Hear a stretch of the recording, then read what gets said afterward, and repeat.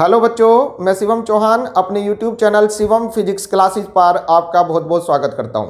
बेटा, आपके एग्ज़ाम बहुत नज़दीक हैं, इसी बात को ध्यान में रखते हुए हम शुरू करने जा रहे हैं फिजिक्स का क्रैश कोर्स। और इस क्रैश कोर्स में हम आपको सारे चैप्टर पढ़ाएंगे, ठीक है, सबका रिवीजन कराएंगे, जिससे आपके एग्ज़ाम बहुत अच्छी तरह से हो सकेंगे। जिन बच्चों ने एक बार पूरा फिजिक्स का कंप्लीट कोर्स पढ़ लिया है उनके लिए तो ये समझिएगा, आप इस सारी वीडियोस को देखकर अगर आप एग्ज़ाम देने जाते हैं तो आपके 90% से ऊपर मार्क्स आएंगे। और जिन बच्चों ने अभी तक कुछ नहीं पढ़ा है उनको भी अच्छे मार्क्स प्राप्त कराएगा ये फिजिक्स का क्रैश कोर्स। बच्चों, हम ज़्यादा मात्रा में पढ़ाने के लिए डिजिटल स्क्रीन का प्रयोग करेंगे। साथ ही जो हम पढ़ाते चलेंगे प्रत्येक कार्य की PDF प्रत्येक वीडियो के डिस्क्रिप्शन बॉक्स में डालते चलेंगे। वहां से आप प्रत्येक वीडियो के डिस्क्रिप्शन बॉक्स से सारे नोट्स को डाउनलोड करते चलें, अपना साथ साथ रिवीजन करते चलें, एक कॉपी बना लें। जितना भी मैं पढ़ाऊं मेरे साथ साथ आपको भी पढ़ते चलना है, ठीक है। सारे प्रत्येक पॉइंट को, प्रत्येक कॉन्सेप्ट को बहुत बारीकी से समझना है, ठीक है। अगर पढ़ाया गया समझ में आए तो वीडियो को लाइक अवश्य करें और अपने दोस्तों में शेयर करें। तो आइए चलते हैं डिजिटल स्क्रीन पर। चलिए बच्चों, तो अब हम स्टार्ट करते हैं अपनी पहली यूनिट नंबर 1, जिसका नाम है स्थिर वैद्युतिकी, इलेक्ट्रोस्टैटिक्स। बेटा, इस यूनिट में इलेक्ट्रोस्टैटिक्स में सबसे पहला जो चैप्टर है कूलाम का नियम और वैद्युत क्षेत्र। हालांकि NCERT में इसमें गोस की प्रमेय का भी अध्ययन करेंगे, लेकिन मैं उसको चैप्टर 2 में पढ़ाऊंगा आपको, ठीक है। चैप्टर 1 और चैप्टर 2, इस पहली इकाई में हम 3 चैप्टर पढ़ेंगे। चैप्टर 3 है वैद्युत विभव। तो आइए स्टार्ट करते हैं पहला चैप्टर, कूलाम का नियम और वैद्युत क्षेत्र। अब ये कूलाम कौन है बच्चों? कूलाम ये साइंटिस्ट का नेम है, ठीक है, जिन्होंने कूलाम ने अपना 2 आवेश अगर हैं, जैसे 2 स्थिर बिंदु आवेश हैं, एक Q1 और दूसरा आवेश Q2, इनके बीच कितना फोर्स लगता है इसके बारे में एक्सप्लेन किया था। कूलाम इलेक्ट्रोस्टैटिक्स के राजा हैं, एक तरह से आप ये कह सकते हैं, क्योंकि आप स्टार्टिंग के 3 चैप्टर में जितने भी कॉन्सेप्ट पढ़ेंगे उनमें 40 से 50% कॉन्सेप्ट सभी कूलाम के नियम पर ही बेस्ड हैं, ठीक है। तो कूलाम का नियम जो है इस पहली यूनिट का स्थिर वैद्युतिकी इलेक्ट्रोस्टैटिक्स के का राजा है कूलाम, ठीक है। तो देखिए, सबसे पहले कूलाम के नियम को स्टडी करने से पहले हम पढ़ेंगे आवेश क्या होता है। आवेश बच्चों 2 प्रकार के होते हैं, धन आवेश और ऋण आवेश, ठीक है। 2 प्रकार के आवेश हैं, एक तो है धनावेश और दूसरा है बच्चों ऋणावेश, ठीक है। धनावेश, ऋणावेश। अब धनावेश क्या है? धनावेश में लिखा है, देखो, चालक पर प्रोटोनों की अधिकता या इलेक्ट्रॉनों की कमी।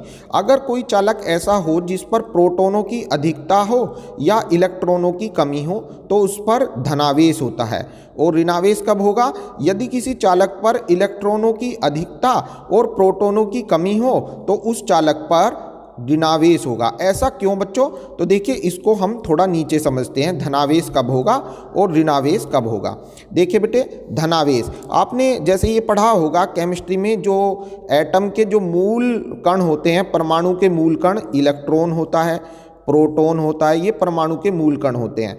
बच्चों, आपको पता होगा इलेक्ट्रॉन की नेचर नेगेटिव होती है, प्रोटॉन की नेचर पॉजिटिव होती है। मतलब electron is a negative charged particle and proton is a positive charged particle, ठीक है। अब अगर हम कहें धनावेश की बात करें तो धनावेश मतलब पॉजिटिव ज़्यादा हो गया। धनावेश मतलब पॉजिटिव ज़्यादा। अब पॉजिटिव ज़्यादा कब होगा? पॉजिटिव ज़्यादा जब होगा जब प्रोटॉन ज़्यादा है, क्योंकि प्रोटॉन पे कौन सा चार्ज है? पॉजिटिव। तो सिंपल सी बात है, धनावेश मतलब पॉजिटिव ज़्यादा मतलब कौन ज़्यादा? प्रोटॉन ज़्यादा। और प्रोटॉन ज़्यादा मतलब कौन कम? इलेक्ट्रॉन कम। तो चालक पर कौन सा आवेश हो जाएगा? धनावेश हो जाएगा, समझे बेटा। इसके बाद ऋणावेश की बात करते हैं। ऋणावेश इसका अपोजिट कर दो। भाई अभी बताया मैंने, नेगेटिव चार्ज्ड पार्टिकल कौन होते हैं? इलेक्ट्रॉन होते हैं। तो अगर हम कहें इलेक्ट्रॉन ज़्यादा तो इसका मतलब इलेक्ट्रॉन कैसा पार्टिकल है बच्चों? Electron is a negative. ये रहा, देखो, इलेक्ट्रॉन कैसा पार्टिकल है? नेगेटिव पार्टिकल है। तो सिंप्लीफाई है, ऋणावेश मतलब इलेक्ट्रॉन ज़्यादा और प्रोटॉन कम। अगर इलेक्ट्रॉन ज़्यादा हैं और प्रोटॉन कम है तो ऋणावेश होगा। अब बात आती है आवेश क्या होता है ना, इस बारे में भी समझेंगे आवेश क्या है। आवेश के लिए आप देखते हैं, जैसे आपके मोबाइल डाउन हो जाता है तो आप कहते हैं भाई मोबाइल को चार्जिंग पर लगा दो। चार्जिंग का मतलब उसको आवेश दे दो, ठीक है। तो एक तरह से आप कह सकते हैं किसी बैटरी की ऊर्जा जिस रूप में संचित होती है उसे उस बैटरी का आवेश कहते हैं, ठीक है। आवेश एक तरह से ये बताता है कि किसी चालक में प्लेटों के बीच कितनी ऊर्जा संचित है, समझ गए। आवेश क्या है? किसी चालक की प्लेटों के बीच संचित ऊर्जा, किसी निश्चित वोल्टेज पर संचित ऊर्जा उसका आवेश कहलाती है। तो आवेश एक प्रकार से ऊर्जा का ही रूप है। आवेश दो प्रकार का होता है, धनावेश, ऋणावेश, ठीक है। धनावेश कब होगा? धनावेश मतलब प्लस ज़्यादा, धनावेश मतलब धनी ज़्यादा, धनी ज़्यादा मतलब पॉजिटिव ज़्यादा। अब पॉजिटिव ज़्यादा कब? मतलब प्रोटॉन ज़्यादा या इलेक्ट्रॉन कम, ठीक है। इसी प्रकार ऋणावेश कब होगा? जब इलेक्ट्रॉन ज़्यादा और प्रोटॉन कम। तो बताइए, बात समझ में आ गई? आवेश के बारे में आपके सब कुछ समझ में आ गया होगा। अब इस पर जो बेसिक क्वेश्चन हैं आवेश पर, वो आवेश के क्वेश्चन निकालने आते हैं। आवेश के क्वेश्चन ज्ञात करने के लिए सबसे पहले आवेश को निकालना, आवेश की मात्रा का सूत्र पता होना चाहिए आपको। आवेश की मात्रा कैसे ज्ञात करेंगे? तो आवेश की मात्रा ज्ञात करने के लिए बेटे फॉर्मूला है Q = NE, ठीक है। क्या फॉर्मूला है आवेश की मात्रा का? आवेश की मात्रा निकालने के लिए सूत्र होता है आवेश की मात्रा, इसको बच्चों Q से लिखेंगे, Q से, और इसका फॉर्मूला होता है Q = NE। किसी भी चालक पर हमें आवेश निकालना है तो फॉर्मूला लगाते हैं Q = NE, और यूनिट होती है बच्चों इसकी कूलाम। क्या यूनिट है बेटा? कूलाम इसका मात्रक है। आवेश का मात्रक क्या है? कूलाम। इसमें याद रखना है N इलेक्ट्रॉनों की संख्या बताता है। N क्या है बेटे? इलेक्ट्रॉनों की संख्या, ठीक है। N क्या है? इलेक्ट्रॉनों की संख्या। और E क्या कहलाता है? E कहलाता है बच्चों मूल आवेश। E क्या कहलाता है? मूल आवेश। याद रखें E का मान होता है 1.6 × 10⁻⁻⁹ कूलाम। कूलाम को C लिख देते हैं शॉर्ट फॉर्म में, ठीक है। E क्या है? मूल आवेश, और इसकी यूनिट, इसका वैल्यू क्या होती है? 1.6 × 10⁻⁻⁹ कूलाम। इसको याद रखना है, ये मूल आवेश कहलाता है। कभी कभी एग्जाम में 1 नंबर में मूल आवेश की डेफिनेशन भी पूछ लेता है, तो आप क्या लिखोगे? मूल कणों पर उपस्थित आवेश मूल आवेश कहलाता है। इसका मान 1.6 × 10⁻⁻�19 कूलाम होता है, ठीक है बच्चों। आवेश की मात्रा किस सूत्र से निकालोगे? Q = NE, इससे हम आवेश की मात्रा निकालेंगे। आवेश की प्रकृति कैसे निकालोगे? आवेश की प्रकृति निकालने का बड़ा आसान तरीका है। अगर सवाल में कहा है प्रोटॉन ज़्यादा हैं, या ये कह दो इलेक्ट्रॉन कम हैं, तो धनावेश होगा। अगर सवाल में कहा है इलेक्ट्रॉन ज़्यादा हैं, या ये कह दो प्रोटॉन कम है, तो समझ जाइए ऋणावेश होगा, ठीक है बेटे। अब अगला टॉपिक देखते हैं बच्चों। अगला टॉपिक है हमारा कूलाम का नियम। मैंने बताया था ना इस पाठ के राजा कौन है? कूलाम है, ठीक है। कूलाम का नियम जो होता है वो दो स्थिर बिंदु आवेशों के बीच बल को बताता है। कूलाम का नियम क्या बताता है? दो स्थिर बिंदु आवेशों के बीच बल को, ये दो बिंदु आवेशों के बीच बल बताता है। और इसका फॉर्मूला होता है, देखिए यहाँ पर लिखा हुआ है F = K × Q1 Q2/r²। इसको कैसे करना है देखिए, इसको मैं आगे समझा देता हूँ। कूलाम का नियम आप यहाँ पर समझिएगा। कूलाम का नियम देखिए जी, कूलाम का नियम ये आपको सभी बच्चों को ध्यान से समझना है। किंग है भाई, ये राजा हैं, ये कूलाम, इनको हमें इग्नोर नहीं करना, नहीं तो ये पाठ हमें इग्नोर कर देगा अगर इसको हमने ध्यान ना दिया। कूलाम देखिए, सबसे पहले तो इनके नाम की स्पेलिंग COULOMB, ये कूलाम के नाम की स्पेलिंग है, COULOMB, कूलाम के नाम की स्पेलिंग। अब कूलाम ने क्या कहा था? कूलाम ने जैसे दो स्थिर बिंदु आवेश हैं, स्थिर बिंदु आवेश, एक आवेश यहाँ पर, दूसरा आवेश, ये एक आवेश, इसको आपने मान लिया Q1, दूसरा आवेश मान लिया आपने Q2। स्थिर बिंदु आवेश क्या होते हैं बच्चों? ऐसे आवेश जिनका मान बहुत कम हो, ठीक है, उनको बोलते हैं स्थिर बिंदु आवेश। वे आवेश जो परिमाण में बहुत कम मान रखते हैं स्थिर बिंदु आवेश कहलाते हैं, और इनको एक बिंदु पर स्टैच्यू माना जाता है, स्थिर माना जाता है, इसीलिए स्थिर बिंदु आवेश कहा गया। अब मान लीजिए ये दोनों एक दूसरे से r डिस्टेंस पर हैं, तो कूलाम का नियम इनके बीच फोर्स को बताता है। कूलाम का नियम कहता है कि इनके बीच जो फोर्स होता है F, वो प्रोपोर्शनल होता है इन दोनों आवेशों के Q1 और Q2 के गुणनफल के, प्रोपोर्शनल होता है। और इन्वर्सली प्रोपोर्शनल होता है इनके बीच की जो डिस्टेंस है उसके स्क्वायर के, मतलब F इन्वर्सली प्रोपोर्शनल होता है बीच की डिस्टेंस के स्क्वायर के, ठीक है। अब ये इक्वेशन 1 हो गई, ये इक्वेशन 2 हो गई, इनको मिलाओ बच्चों तो ये बन जाएगा F प्रोपोर्शनल, दोनों को मिला रहा हूँ बेटा, इसको और इसको मिला के यहाँ लिख रहा हूँ मैं, तो F प्रोपोर्शनल क्या आ जाएगा Q1 Q2 upon R square, ठीक है। या इसको आप लिख सकते हैं F इक्वल टू प्रोपोर्शनल हटता है ना ये, तो K कॉन्स्टेंट आ जाता है, K Q1 Q2 upon R square. ये बन गया भाई कूलाम के नियम का फॉर्मूला। देखो ऊपर मैंने यही लिखवा रखा है, यहाँ देखिए ये रहा कूलाम का नियम। ये होता है बच्चों कूलाम का नियम, दो स्थिर बिंदु आवेशों के बीच बल F बराबर K into Q1 Q2 upon R square. अब बच्चों इसमें ध्यान देने वाली बात बेटा ये है, इस K की वैल्यू, ये जो K है बेटा इसकी वैल्यू होती है K इक्वल टू 9 इंटू 10 की पावर 9। तो जब K की वैल्यू यहाँ रखोगे तो कुल मिलाकर फॉर्मूला बन जाएगा F इक्वल टू 9 इंटू 10 की पावर 9 Q1 Q2 अपॉन में R स्क्वायर, ठीक है। ये बन गया बेटे कूलाम के नियम का फॉर्मूला।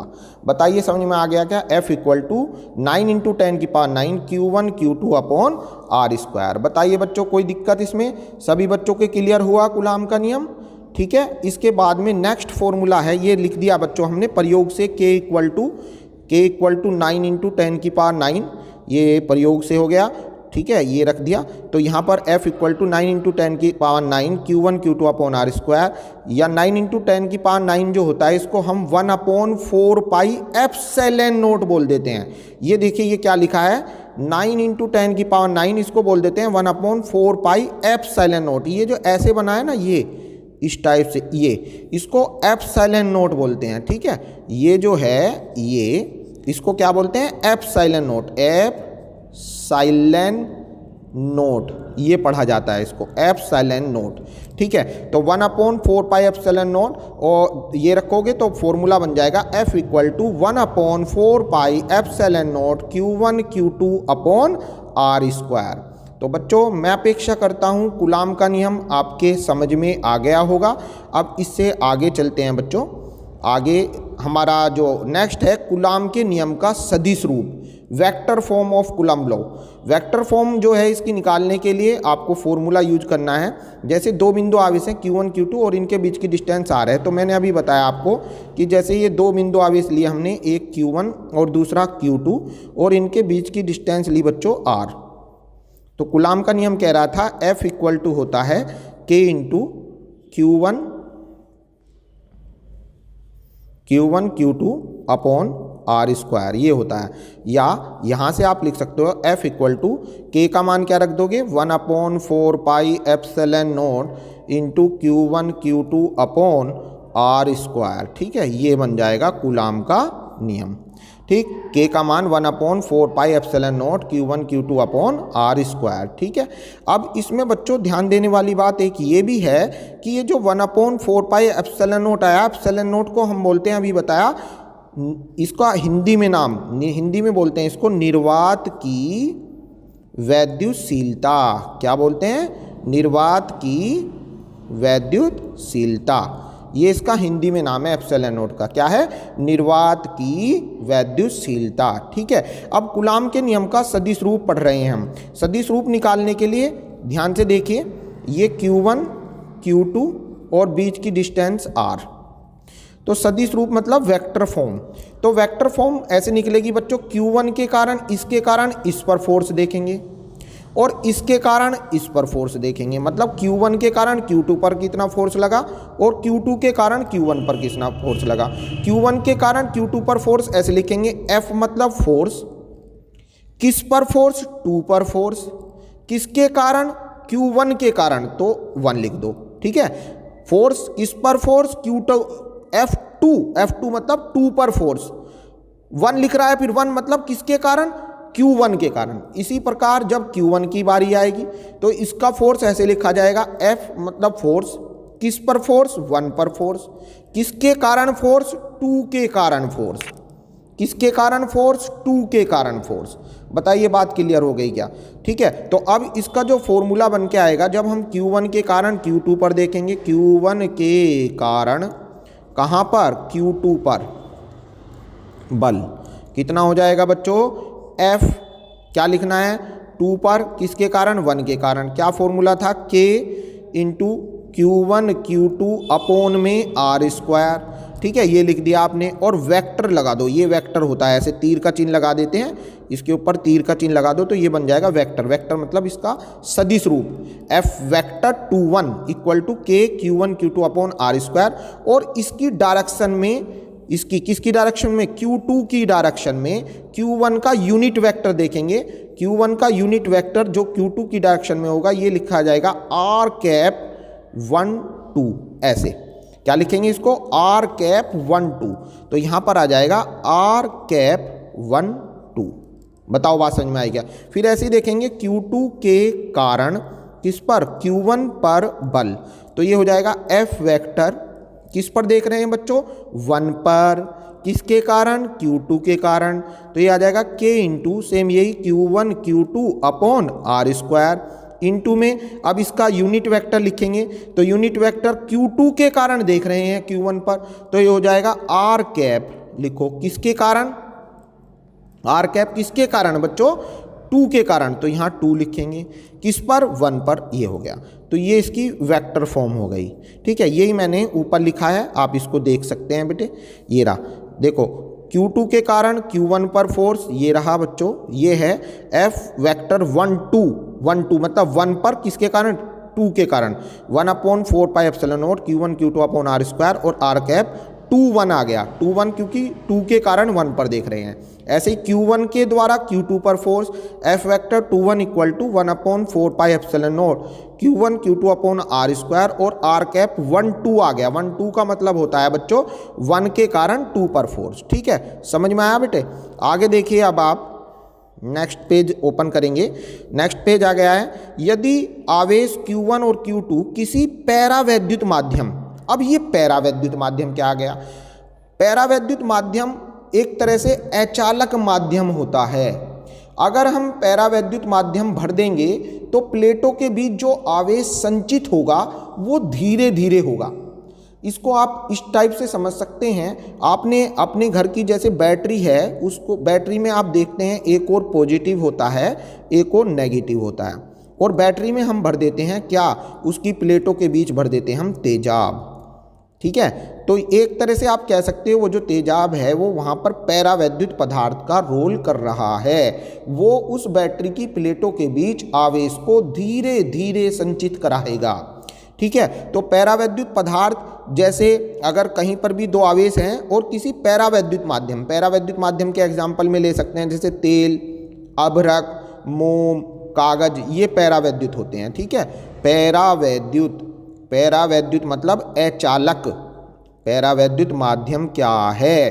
तो पैरावैद्युत माध्यम वो है बच्चों जो प्लेटों के बीच आवेश को धीरे धीरे संचित कराने में सहायता करता है। एक तरह से यह अचालक माध्यम होता है। ठीक है, इसके एग्जाम्पल में तेल, मोम, ठीक है, कागज, पारा, ये सब पैरावैद्युत पदार्थ होते हैं।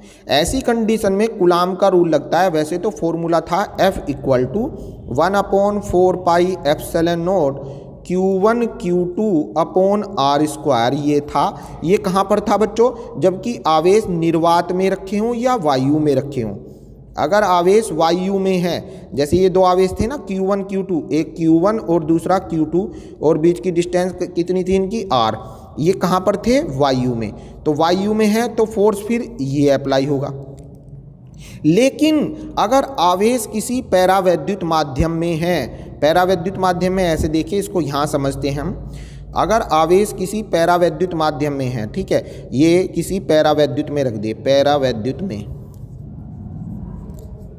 क्या हो जाएगा बेटा? F equal to 1 upon 4 pi epsilon nought K, और आ जाएगा इनटू में K, Q1 Q2 upon R square. अब ये लगेगा बेटा बल का फॉर्मूला। यहाँ पर K कहलाता है जिस माध्यम में रखे हैं उसका पैरावैद्युतांक। K क्या है? माध्यम का पैरावैद्युतांक। ये कांस्टेंट वैल्यू होती है पैरावैद्युतांक, ये न्यूमेरिकल में दी रहेगी। ठीक है, अगर आवेश वायु में रखे हैं तो फॉर्मूला लगाना है ये वाला, F बराबर 1/4 पाई एप्सिलॉन नॉट Q1 Q2 बटे R स्क्वायर। ये कहाँ पर लगाओगे? वायु में। अगर आवेश रखे हैं पैरावैद्युत में तो आपको बल का फॉर्मूला लगाना है 1/4 पाई एप्सिलॉन नॉट के Q1 Q2 बटे R स्क्वायर। यहाँ पर ध्यान दें कि क्या है बच्चों? माध्यम का पैरावैद्युतांक। ठीक है, अब आगे देखिए, इस पैरावैद्युतांक के मान मोस्ट इंपोर्टेंट, ये पैरावैद्युतांक, और उससे पहले बच्चों एप्सिलॉन नोट का मान भी लिखा है, इसके बारे में भी देख लो जल्दी, कभी मैं भूल जाऊं इसको बताना। एप्सिलॉन नोट, एप्सिलॉन नोट का हिंदी में नाम होता है निर्वात की क्या? वैद्युशीलता। क्या नाम होता है इसका? निर्वात की वैद्युशीलता। ठीक है, परमिटिविटी ऑफ वैक्यूम, और इसका मान होता है 8.85 इंटू 10⁻⁻12। कितना मान होता है? 8.85 इंटू 10⁻⁻12 ठीक है, और इसकी यूनिट होती है कूलाम स्क्वायर पर न्यूटन मीटर स्क्वायर। ठीक है, तो एप्सिलॉन नोट का मान हो गया 8.85 इंटू 10⁻⁻12 और यूनिट हो गई कूलाम स्क्वायर पर न्यूटन मीटर स्क्वायर। ठीक है, समझ में आया बेटा? अब देखिए आगे मैं बता रहा था कि जो पैरावैद्युतांक होता है उसका मान, पैरावैद्युतांक, इसके बारे में पढ़ेंगे हम। पैरावैद्युतांक को डिनोट करते हैं के से, और इसका जो के का मान होता है, याद रखना है निर्वात के लिए, वायु के लिए, वायु या निर्वात के लिए के का मान हम लेते हैं 1। कितना लेते हैं? 1। वैसे निर्वात के लिए पूरा एक्यूरेट 1 होता है, वायु के लिए इसका 1.000 समथिंग, परंतु फिर भी उसको 1 ही लेते हैं। ठीक है, न्यूमेरिकल करते समय निर्वात और वायु के लिए पैरावैद्युतांक का मान 1 लिया जाएगा। ठीक है, और कोई पैरावैद्युत पदार्थ है, जैसे पैरावैद्युत पदार्थ कैसे होते हैं अभी बताए थे, अचालक पदार्थ जैसे कि कांच, मोम, कागज, इनके लिए के का मान बड़ा होता है 1 से। ठीक है, और जो धातु होते हैं इनके लिए के का मान इन्फिनिट होता है, इन्फिनिट मतलब अनंत होता है। ठीक है, याद रहेगा तुम्हारे, समझ में आया बेटा? अब देखते हैं हम अगला पेज, ये सब आपके क्लियर हो गए होंगे। नेक्स्ट पेज देखिए, नेक्स्ट पेज में है वैद्युत क्षेत्र की तीव्रता, intensity of electric field, intensity of electric field. इसको डिनोट करते हैं ई वेक्टर से। कैसे? ई वेक्टर से। वेक्टर ई के ऊपर वेक्टर क्यों लग रहा है? क्योंकि ये सदिश राशि है। वैद्युत क्षेत्र की तीव्रता कैसी राशि है? सदिश।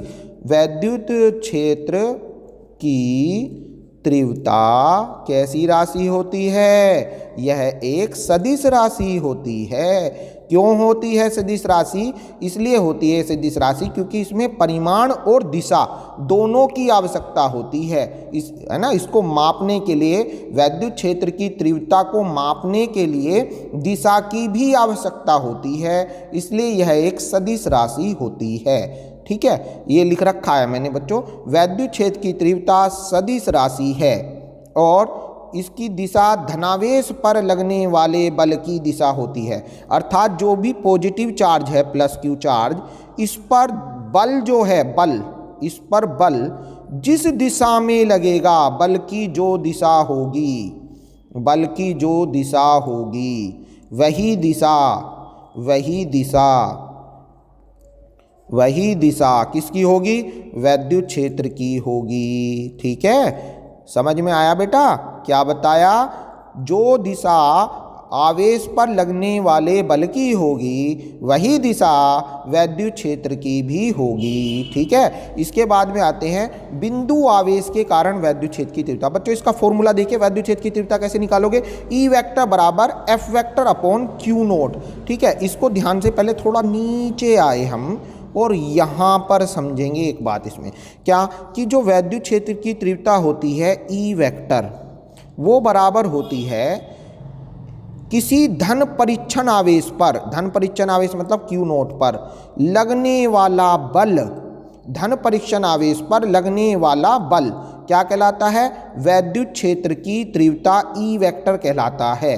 अब किसी धन परीक्षण आवेश नहीं, इसको बोला जाएगा एकांक धन परीक्षण आवेश, क्योंकि यहाँ पर क्यू नोट को 1 कूलाम रखे हैं अगर, तो डेफिनेशन बड़ी आसान बन जाती है वैद्युत क्षेत्र की तीव्रता की। फिर ये हो जाएगा एकांक, क्यू नोट माने परीक्षण आवेश। परीक्षण आवेश क्या होता है? परीक्षण आवेश बोलते हैं प्रैक्टिकली चार्ज, जिस पर आप अपना प्रैक्टिकल कर रहे हैं। जैसे बिल्ली को, कोई पालतू बिल्ली है, उसको आप अपने पास बैठाएं, ठीक है, तो वो जो आपके पास बैठ गई, तो बिल्ली की खाल के ऊपर आप हाथ फेरें तो बिल्ली की खाल एक तरह से परीक्षण आवेश का रोल करेगी।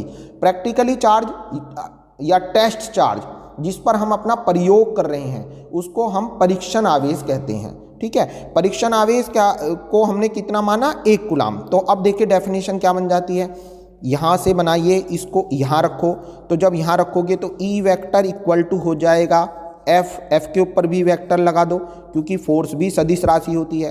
तो डेफिनेशन क्या बन गई? एकांक परीक्षण आवेश पर क्या लगने वाला बल क्या कहलाता है? वैद्युत क्षेत्र की तीव्रता कहलाता है।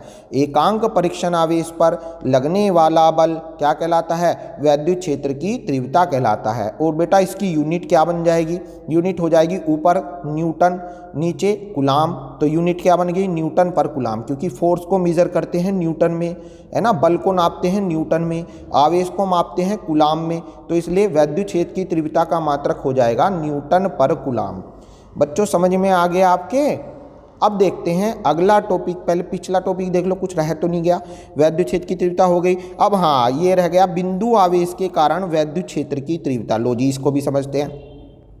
बिंदु आवेश, बिंदु आवेश क्या होता है? निर्वात में हम मान लेते हैं यहाँ पर कोई आवेश रख दिया हमने, एक बिंदु पर रख दिया, तो ये बन गया बिंदु आवेश। ठीक है, इसका साइज बहुत छोटा होगा, बिंदु आवेश हो गए। अब इसके कारण हम मान लीजिए यहाँ से r दूरी पर एक बिंदु P मान लेते हैं। यहाँ पर हमें वैद्युत क्षेत्र की तीव्रता का मान निकालना है, कितनी होगी? तो बड़ा आसान है। यदि हमें यहाँ पर वैद्युत क्षेत्र की तीव्रता P पर निकालनी है, तो सबसे पहले P पर एक परीक्षण आवेश Q नोट मानना होगा। ठीक है, ये मान लिया। अब हम ये देखेंगे Q और Q नोट के बीच कितना फोर्स लगा, इनके बीच Q और Q नोट के बीच कितना बल लगा। तो बल निकालिए, F इक्वल टू कूलाम को बुला लो। कूलाम आ जा भैया, कूलाम आया, कूलाम ने बताया, लगाओ 1/4 पाई एप्सिलॉन नोट Q1 की जगह Q रख दो। फिर क्या होता है? Q2 की जगह Q नोट रख दो और अपोन में r²। ये तो हो गया बेटे F। हमें F नहीं निकालना, हमें निकालना E। तो E बराबर होता है F/Q नोट। ठीक है जी। अब इसमें E की जगह E बराबर हो जाएगा, F का मान रखो 1/4 pi epsilon note Q1 Q2 मतलब Q नोट और अपोन में r² और अपोन में फॉर्मूले के अनुसार क्या है? Q note. ये रख दिया। इस Q नोट से ये Q नोट अपने घर चला गया, तो क्या आ गया बच्चों? E इक्वल टू आ गया 1/4 pi epsilon note into Q/r²। ये आ गया बच्चों बिंदु आवेश के कारण किसका फॉर्मूला? वैद्युत क्षेत्र की तीव्रता ज्ञात करने का फॉर्मूला। ठीक है, अब देखिए अगला फॉर्मूला बेटे, नेक्स्ट पेज। वैद्युत द्विध्रुव आघूर्ण क्या होता है? Movement of electric dipole. Dipole माने द्विध्रुव, 2 ध्रुव वाला। क्या बोलते हैं? डाइपोल। डाइपोल माने द्विध्रुव, 2 ध्रुव वाला, जिसके 2 मुंह हो उसको द्विध्रुव बोलते हैं। ऐसे देखो, ये रहा डाइपोल, ये डाइपोल बनाते हैं हम ऐसे। इसमें एक और हम +Q चार्ज मान लेंगे, दूसरी ओर हम -Q चार्ज मान लेंगे, है ना, ये बन जाएगा डाइपोल। और ये इनके बीच की अल्प दूरी, बहुत छोटी दूरी, क्योंकि सब परमाणु की बातें चल रही हैं, है ना। अणु की जो परमाणु होते हैं वे जब एक पॉजिटिव एक नेगेटिव हो तो वे एक डाइपोल बनाएंगे कुछ विशेष स्थितियों में। क्या विशेष स्थितियां हैं वे मैं आगे बताऊंगा। अभी फिलहाल में आप देखिए डाइपोल क्या है? जिसमें एक ओर धन आवेश हो, दूसरी ओर उतना ही ऋण आवेश हो, जितना प्लस का है उतना ही ऋण आवेश, और ये दोनों आवेश एक दूसरे से अल्प दूरी पर रखे हों। इस अल्प दूरी को हम 2L या 2A मान लेते हैं। अब ये 2L क्यों मानी हमने? LA मीन्स टोटल डिस्टेंस हो गई 2L। अब विद्युत द्विध्रुव आघूर्ण जो होता है इसको डिनोट करते हैं P से, और P बराबर होता है किसी एक आवेश Q ले लो, और इन दोनों आवेशों के बीच की अल्प दूरी ये रही 2L का गुणनफल कर दो, वैद्युत द्विध्रुव आघूर्ण कहलाता है।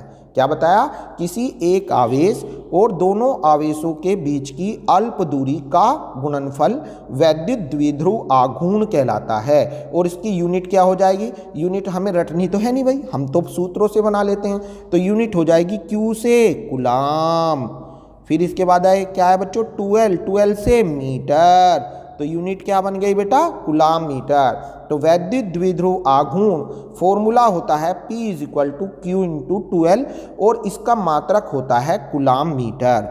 वैद्युत द्विध्रुव आघूर्ण एक कैसी राशि है, सदिश राशि है।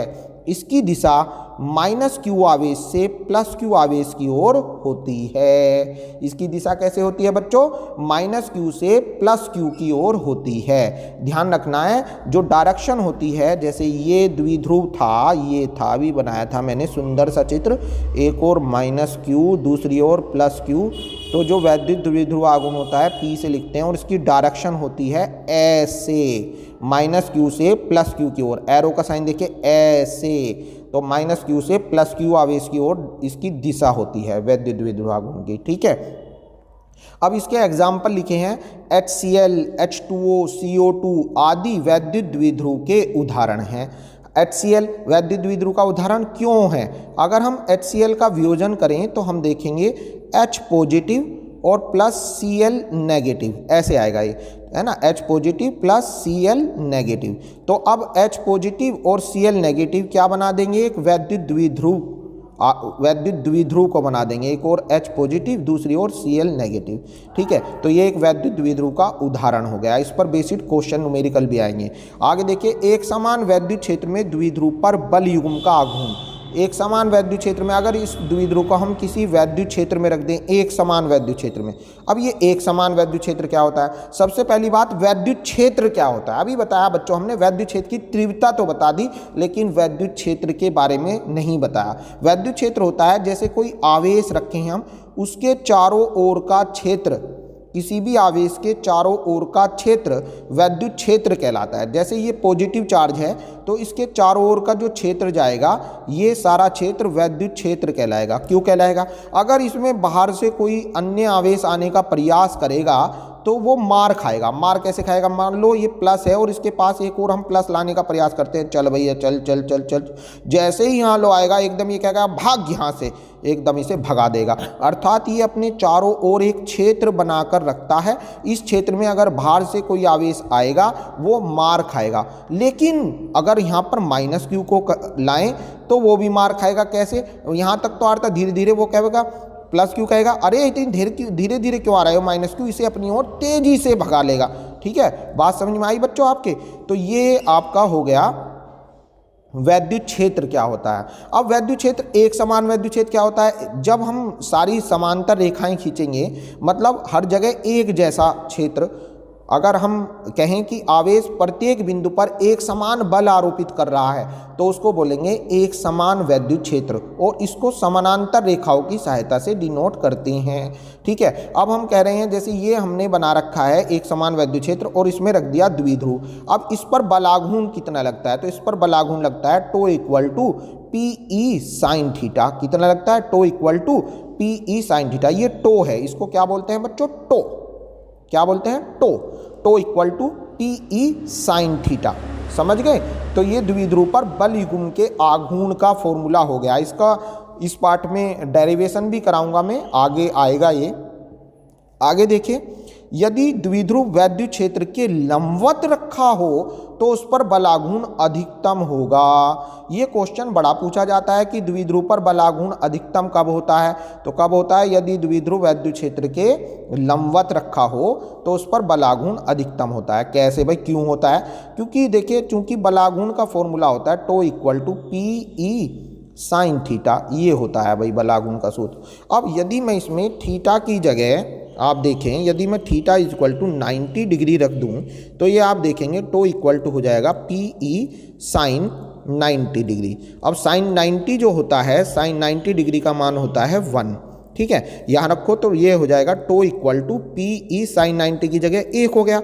अब चूंकि ये जो sin 90 का मान 1 है, ये मैक्सिमम वैल्यू है साइन में, तो ये हो गया τ max अधिकतम बलाघूर्ण बराबर PE। ठीक है, बात समझ में आ गई। तो अगर द्विध्रुव वैद्युत क्षेत्र के लंबवत रखा हो तो उस पर लगने वाला बलागुण कैसा होता है, अधिकतम होता है। ठीक है बच्चों, अब अगला पेज देखेंगे। अगला फॉर्मूला है एक समान वैद्युत क्षेत्र में द्विध्रुव को घुमाने पर कार्य। बच्चों कार्य का फॉर्मूला होता है, अगर द्विध्रुव को घुमाएं तो W बराबर PE 1 - कोस थीटा। मेरे साथ लिखते चलें बच्चों, अगर लिखते चलोगे तो आपको बेनिफिट मिलेगा। ठीक है, मैंने बताया द्विध्रुव को घुमाने पर कार्य का फॉर्मूला होता है W बराबर कितना, PE 1 - कोस थीटा। ये द्विध्रुव को घुमाने पर कार्य है। इसमें ध्यान देंगे बच्चों, कोस थीटा जो है ये थीटा है जितना एंगल उसको घुमाया। जैसे ये द्विध्रुव है और इसको मैंने यहाँ से घुमाकर यहाँ ले आया, ठीक है, या ऐसे घुमाकर यहाँ ले आया तो ये घूम गया, लो जी लो जी लो जी, ओहो लो जी, ये मान लो थीटा एंगल घूमा। तो अब फॉर्मूला लगेगा टो बराबर PE 1 - कोस थीटा। थीटा ये वाला है जितना एंगल घूमा। ठीक है, बात समझ में आ गई। अब देखिए वैद्युत क्षेत्र में द्विध्रुव की स्थितिज ऊर्जा, स्थितिज ऊर्जा होती है U = PE कोस थीटा। बच्चों मैं भी लिखता जा रहा हूँ, आप भी लिखते चलें, तभी ये रिवीजन होगा। ठीक है, अगर द्विध्रुव संतुलन की स्थिति में है तो याद रखेंगे संतुलन की स्थिति में क्या रखना है, थीटा की जगह 0 डिग्री रख देंगे। तो जब 0 डिग्री रखोगे तो यहाँ पर देखिए क्या बन जाएगा, U हो जाएगा बेटे, U - PE कोस थीटा की जगह क्या रखा, कोस 0 डिग्री। तो U हो जाएगा -PE आ जाएगा बस, क्योंकि कोस 0 का मान होता है 1। कितना होता है, U -PE आ जाएगा, क्योंकि कोस 0 का मान क्या होता है 1। तो मैं अपेक्षा करता हूँ ये आपके पॉइंट क्लियर हो गए होंगे। आगे देखिए बच्चों, आगे है, देखिए जी आगे अगला पॉइंट है वैद्युत द्विध्रुव की अक्षीय स्थिति में वैद्युत क्षेत्र की तीव्रता। अक्षीय स्थिति में तीव्रता E बराबर होता है कितना बच्चों, 1/4 पाई एप्सिलॉन नॉट। ये रहा E बराबर 1/4 पाई एप्सिलॉन नॉट 2p/r की क्यूब। ठीक है, द्विध्रुव की अक्षीय या अनुदैर्ध्य। अब ये क्या होती है भाई, जैसे ये द्विध्रुव है तो अक्षीय का मतलब इसके अक्ष पर मतलब इसकी सीध में चलो चलो चलो चलो चलो, ये अक्षीय स्थिति हो गई P पॉइंट। यहाँ पर इस द्विध्रुव के कारण ये +Q और ये -Q, और बीच की डिस्टेंस कितनी लेते हैं बेटा इसकी 2L। ठीक है, और यहाँ से हमने कितनी डिस्टेंस पे बताई आपको, R डिस्टेंस पर। क्या होती है फॉर्मूला, E बराबर 1/4 पाई एप्सिलॉन नॉट इंटू 2p/r की क्यूब। ये फॉर्मूला होता है द्विध्रुव की अक्षीय स्थिति में तीव्रता का। ठीक है, अगर निरक्षीय में निकालनी है तो निरक्षीय का मतलब ऐसे देखो, ये लो ये लो, ये क्या बन गया द्विध्रुव, और ये पहुँचे, ये निरक्षीय स्थिति में पहुँचे। ठीक है, यहाँ पर अगर आपको तीव्रता निकालनी है E, तो E बराबर होगा 1/4 पाई एप्सिलॉन नॉट, इसमें से 2 हटा दो, खाली P रहेगा, P/r की क्यूब। ये फॉर्मूला अप्लाई होगा कौन सी स्थिति में बेटा, निरक्षीय स्थिति में, और यूनिट न्यूटन पर कूलाम, ये इसका मात्रक है। ठीक है, अब अक्षीय स्थिति में तीव्रता भी हो गई, निरक्षीय स्थिति में भी तीव्रता हो गई। ये दोनों फॉर्मूले हमने बता दिए। आगे देखिए बच्चों, इस पाठ की समरी समाप्त हो चुकी है। देखो ये और रह रहा है, ये कण, अगर कोई कण है जिसका भार mg है और वो वैद्युत क्षेत्र में संतुलन की स्थिति में है, तो उस पर कितनी तीव्रता अप्लाई होगी, वैद्युत क्षेत्र की तीव्रता कितनी लगेगी उस पर। तो अगर कोई कण वैद्युत क्षेत्र में, जैसे ये एक कण है, इसका वेट है mg, और ये किसी वैद्युत क्षेत्र में, ये एक वैद्युत क्षेत्र हो गया। ठीक है, वैद्युत क्षेत्र, ये एक समान वैद्युत क्षेत्र बना दिया मैंने, इसमें ये बच्चों संतुलन में है, तो इस पर कितना वैद्युत क्षेत्र की तीव्रता होगी। तो इसके लिए लगते हैं E बराबर F/Q फॉर्मूला होता है, हमने अभी पढ़ा। अब F बराबर हमने कक्षा 5 में पढ़ा था, F बराबर mg, F बराबर mg किसने पढ़ाया था, न्यूटन ने पढ़ाया था, धर दो। तो E बराबर फॉर्मूला हो जाएगा, F की जगह क्या रख दिया, mg/Q, तो फॉर्मूला क्या बन गया, E = mg/Q, और यूनिट होती है, F की यूनिट न्यूटन, Q की यूनिट कूलाम, तो यूनिट बन गई न्यूटन पर कूलाम। बताओ बेटा समझ में आया? आया। अब आगे देखो, वैद्युत क्षेत्र के लंबवत प्रवेश करने वाले इलेक्ट्रॉन का पथ कैसा होता है, परवलयाकार होता है। हालांकि ये सिलेबस से हट गया है अब, वैद्युत क्षेत्र में अगर कोई आवेशित कण क्षेत्र की दिशा के लंबवत प्रवेश करे, ये वैद्युत क्षेत्र बना रहा हूँ मैं ई, ठीक है। अब इसमें कोई यहाँ से आया कौन आया, इलेक्ट्रॉन आया। तो जैसे इलेक्ट्रॉन आएगा तो ये ऐसे पैराबोलिक पथ पर घूम जाएगा। कौन से पर, पैराबोलिक मतलब परवलयाकार। तो याद रखना, जब कोई आवेशित कण वैद्युत क्षेत्र के लंबवत प्रवेश करता है तो उसका मार्ग परवलयाकार हो जाता है और इसकी इक्वेशन होती है y बराबर 1/2 e square upon mv square into x square. ठीक है, ध्यान से समझिए बच्चों, मैंने बताया वैद्युत क्षेत्र में जब कोई आवेशित कण वैद्युत क्षेत्र के लंबवत प्रवेश करता है तो उसका मार्ग कैसा होता है, परवलयाकार हो जाता है और इसकी इक्वेशन होती है y बराबर 1/2 ई आएगा बच्चों यहाँ पर ये हटाओ e x square upon mv square. ठीक है, ये वैद्युत क्षेत्र में लंबवत प्रवेश करने वाले आवेशित कण का पाथ होता है। आगे देखिए बेटे, अब इस पार्ट के चल जाते हैं वेरी शॉर्ट क्वेश्चन। सबसे पहले मैं आपको बता दूं, इन क्वेश्चनों को करने से पहले आपको फॉर्मूलों को एक बार और याद कर लेना है पीडीएफ को खोलकर, तब आप वेरी शॉर्ट क्वेश्चन करें। वेरी शॉर्ट क्वेश्चन देखिए, पहला क्वेश्चन है वैद्युत आवेश के क्वांटीकरण से आप क्या समझते हैं। आवेश के क्वांटीकरण से आप क्या समझते हैं बेटा। आवेश का क्वांटीकरण मतलब जो कोई भी कण हो उसका जो आवेश होता है वो हमेशा मूल आवेश का पूर्ण गुणज होता है। अब इसका क्या मतलब है भाई, मूल आवेश का पूर्ण गुणज होता है। देखिए इसका मतलब क्या है, इसे ध्यान से देखिए। किसी भी तत्व पर आवेश मूल आवेश का पूर्ण गुणज होता है। तो ये निकालने के लिए देखिए, जो आवेश होता है हमने पढ़ा था Q बराबर NE। अब आवेश का क्वांटीकरण बताता है कि जो आवेश होगा किसी भी कण का, जो Q होगा वो हमेशा इस E का पूर्ण गुणज होगा। मतलब n का जो मान है वो एक पूर्ण संख्या होनी चाहिए। पूर्ण संख्या मतलब 1 2 3 4, ऐसे n का मान 1 हो या 2 हो या 3 हो या 4 हो, n सोनिक पूर्ण संख्या के रूप में होना चाहिए। तभी तो वो E का 1 गुना होगा या E का 2 गुना होगा या E का 3 गुना होगा या E का 4 गुना होगा। बात समझ में आई। तो किसी भी कण का आवेश हमेशा मूल आवेश का क्या होता है बच्चों, पूर्ण गुणज होता है। यह कभी भी भिन्नात्मक नहीं होता।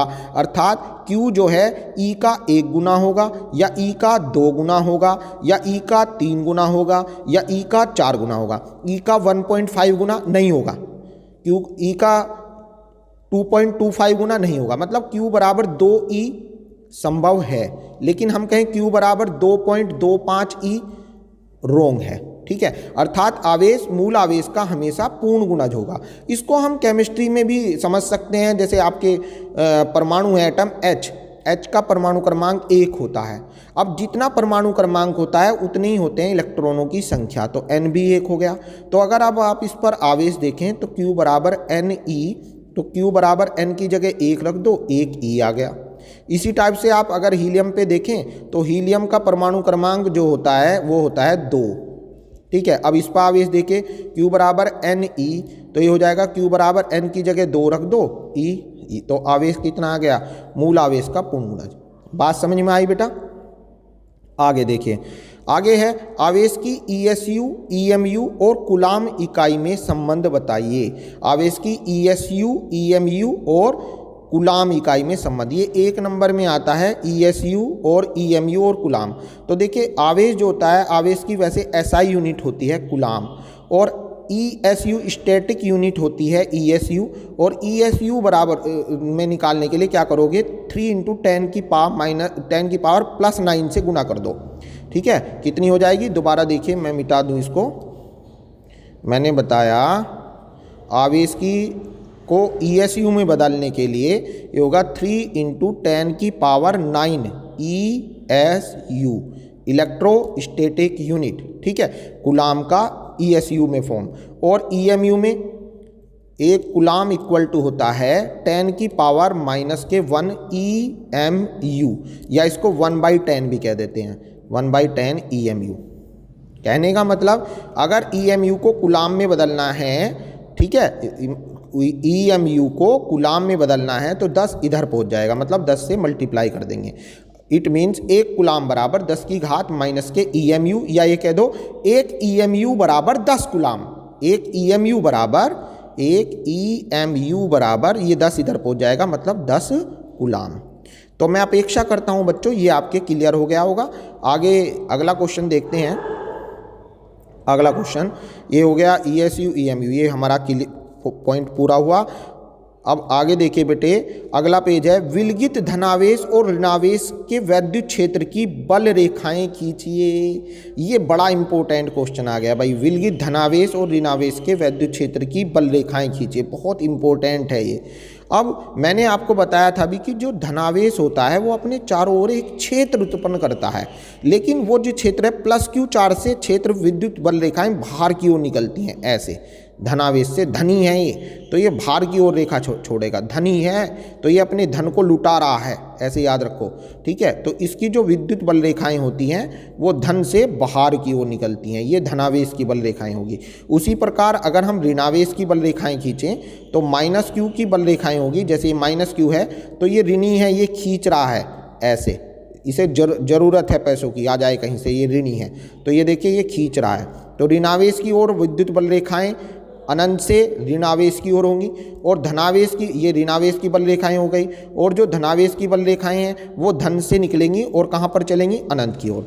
आगे है, विद्युत बल रेखाएं परस्पर कभी नहीं काटती, ये तो हमें चमक रहा है। आप देखिए कहीं पर भी बल रेखाएं सारी एक दूसरे से बाहर दूर दूर भाग रही हैं, इन्होंने कहीं पर भी एक दूसरे को नहीं काटा, अर्थात विद्युत बल रेखाएं एक दूसरे को कहीं नहीं काटती। आगे है बच्चों, कोई आवेशित कण वैद्युत क्षेत्र के लंबवत प्रवेश करता है तो उसका पथ कैसा होता है। तो अभी बताया कैसा होता है, परवलयाकार होता है, ये मैंने आपको समरी में लिखवा दिया। अब अगला पेज देखिए बच्चों, अगला पेज है पर क्वेश्चन है, क्वेश्चन नंबर 6, Cu2 पॉजिटिव पर कितने कूलाम आवेश होगा। बहुत आसान और बहुत इंपॉर्टेंट क्वेश्चन। Cu2 पॉजिटिव पर आवेश निकालने के लिए फॉर्मूला होता है Q = Ne। तो Q = हो जाएगा, N की जगह देखेंगे इससे कितने इलेक्ट्रॉन बाहर निकले, तो 2 पॉजिटिव है, Cu के ऊपर दिया है 2 पॉजिटिव, इट मीन्स इसने N बराबर 2 इलेक्ट्रॉनों का त्याग करा। 2 इलेक्ट्रॉनों का क्या किया बच्चों, त्याग किया, इसने 2 इलेक्ट्रॉनों का त्याग किया। तो N की जगह 2 रख दो। E मतलब मूल आवेश, बेसिक चार्ज, इसका मान होता है 1.6 × 10 की घात -19। जब मल्टीप्लाई करेंगे तो Q = 16 दूनी 32, 3.2 × 10 की घात -19 कूलाम, ठीक है, ये आवेश हो जाएगा। आगे देखिए बच्चों, 1 कूलाम आवेश कितने इलेक्ट्रॉनों से निर्मित होगा। बहुत बढ़िया क्वेश्चन है भाई ये आपके क्वेश्चन नंबर 6 का आंसर हो गया। अब आप देखिए क्वेश्चन नंबर 7, क्या है क्वेश्चन 7 कि 1 कूलाम आवेश, Q बराबर 1 कूलाम आवेश कितने इलेक्ट्रॉनों से निर्मित होगा, मतलब N बराबर क्वेश्चन मार्क। तो लगाओ फॉर्मूला जल्दी से, Q बराबर Ne से, ये लगाया बच्चों, और मान रखिए Q की जगह 1 रख दिया। N हमें पूछ रहा है, E का मान मेरे याद है 1.6 × 10⁻⁻19 कूलाम, इतना हो गया ये। तो N = हो जाएगा 1/, में पहुंच जाएगा डिवाइड में, ये 1.6 × 10⁻⁻19। अब हम क्या करें, इसे ऊपर ले जाओ तो ये आ जाएगा बेटा N = ये इधर लाना पड़ेगा, ये लो जी। अब देखिए आप N = हो जाएगा बेटे, इसको ऊपर ले जाओ तो 10 की पावर +19/1.6, ठीक है। आगे देखिए, अब हम क्या करेंगे, N = ये जो ऊपर लिख रहा है 10 की घात 19, इसको तोड़ दो, इसको 10 की घात 19 को तोड़ दो, 10 × 10 की घात 18 और अपॉन में 1.6, ठीक है, ऐसे कोई दिक्कत। अब इसको आप काटेंगे तो यहाँ से पॉइंट हटाओ, यहाँ 100 हो जाएगा। अब इससे काटेंगे तो ये हो जाएगा 16 × 96, कितने बचे भाई, 4 दशमलव लगाओ तो 40 हो जाएंगे, 16 दूनी 32, क्या बचे 8, 80, 16 पंजे 80। तो N बराबर आ गया 6.25 × 10 की घात 18 इलेक्ट्रॉन। तो 1 कूलाम आवेश 6.25 × 10 की घात 18 इलेक्ट्रॉनों से निर्मित होगा। ये आपका आंसर आ गया। आगे देखते हैं बेटे अगला क्वेश्चन, ये क्वेश्चन 7 हो गया। क्वेश्चन 8 क्या है, 2 आवेशित कणों के बीच की दूरी आधी करने पर उनके बीच बल पर क्या प्रभाव पड़ेगा। 2 आवेशित कण हैं और उनके बीच की दूरी अगर आधी कर दें तो बल पर क्या प्रभाव पड़ेगा। तो देखिए कैसे करेंगे इसको। आवेशित कणों के बीच की दूरी आधी कर दें। तो क्वेश्चन नंबर ये हमारा था कौन सा क्वेश्चन है बेटे, ये क्वेश्चन है भाई क्वेश्चन नंबर 8। लो जी क्वेश्चन 8, लो जी क्वेश्चन 8। दो आवेशित कण इनके बीच की दूरी आधी कर दी। ऐसे पहले दूरी मान लीजिए r थी, फिर क्या करी दूरी आधी, अब ऐसे ये घटा दी और दूरी कर दी r/2। पहले दूरी r थी, फिर कितनी कर दी r/2, मतलब r1 तो r है और r2 कितना है बच्चों r/2। तो ये कह रहा है बल पर क्या प्रभाव पड़ेगा। तो बल पर प्रभाव निकालने के लिए तरीका ये है, इसको बेटे अगले पेज पर मुझे करना पड़ेगा। तो ये हो जाएगा F इक्वल टू, क्या फॉर्मूला था, Q1 Q2 upon R square. ये फॉर्मूला हमसे कह रहा है कि F व्युत्क्रमानुपाती होता है R स्क्वायर के, ठीक है। अब यहाँ से ये बन जाएगा आपका दो पोजीशन में F1 upon F2 equal to R2 square upon R1 square. तो ये बन जाएगा F1 की जगह F रख दो, F2 का मान हमें पूछ रहा है, R1 की जगह पहले दूरी R थी, फिर कितनी कर दी r/2 और उसका वर्ग होगा, है ना। R1 की जगह R2 की जगह दूरी r/2 कर दी, है ना, R2 स्क्वायर। इसको एक बार और देखते हैं जरा, यहाँ देखिए बेटे, ये देखिए यहाँ पर हमें ये F2 है, F2।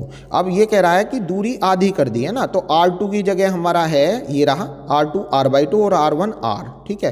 तो रखो जरा, तो F1 तो F रहने दो, F1 ही रहने दो, और F2 F2 ही रहने दो, is equal to R2 r/2 और उसका स्क्वायर हो रहा है तो r²/4 और R1 कितना है बेटे R, तो R का वर्ग R स्क्वायर। इससे ये कट गया, ये क्रॉस मल्टीप्लाई करेंगे तो ये आ जाएगा बच्चों F1 अपॉन F2 बराबर, ये आपका 1/4 बचा। अब क्रॉस मल्टीप्लाई करिए तो F2 बराबर आ जाएगा 4 × F1, अर्थात बल कितना हो जाएगा, बल 4 गुना हो जाएगा, बल 4 गुना हो जाएगा, ठीक। मैं अपेक्षा